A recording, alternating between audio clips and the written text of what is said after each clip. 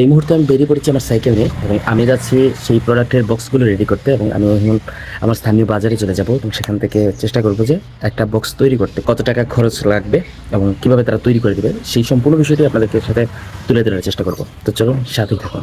তো দুঃখজনক হলো যে আমি বাজারে গিয়ে কোনো কাঠের মিস্ত্রির দোকান খোলা পাইনি, তাই বাসায় এসে আমি এই দারাজে যে লাইটিংটা সেটা অর্ডার দিতেছি। প্রায় প্রতিটি লাইটের কস্ট চলে আসে 150 টাকার মতো। লাইটিং কস্ট বাবদ আমার এই খরচটা করতে হবে। তারপর আমি নিজে থেকে একটা বক্স তৈরি করার চেষ্টা করব, যেখানে বক্স আমি নিজে বানাবো। দেখা যাক, একটা ফ্লাইবোর্ড নিয়ে এসেছি, সেটা দিয়ে কত সুন্দর করে বক্স বানানো যায় সেটাই আপনাদেরকে দেখানোর চেষ্টা করব। তো এই যে ফ্লাইবোর্ডটি দেখতে পাচ্ছেন সেটা আমি আমার এক ভাইয়ের দোকান থেকে নিয়ে আসছি। তো এটা আমি এখন ধুয়ে অনেক পরিষ্কার করব যাতে খুব সুন্দর দেখায় এবং সেটা দিয়ে আমি সেই বক্সটি তৈরি করার চেষ্টা করব। তো সাথেই থাকুন।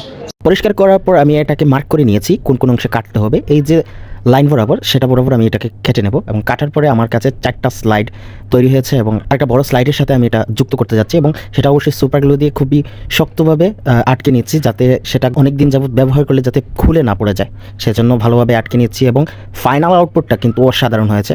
প্রথমে আমি এরকম চিন্তাই করতে পারিনি।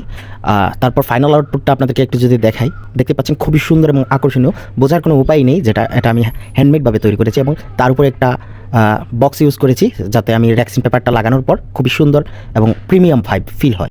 তো বক্স বানানোর শেষে আমি চলে আসলাম আমার কম্পিউটার স্ক্রিনে এবং গুগল থেকে কিছু ছবি কালেক্ট করে সেগুলো আমি প্রিন্ট দিয়ে নিয়েছি এবং দেখতে পাচ্ছেন এখানে আমি ছবিটি কেটে নিচ্ছি এবং যেগুলো কাটতে অনেক সময় সাপেক্ষ।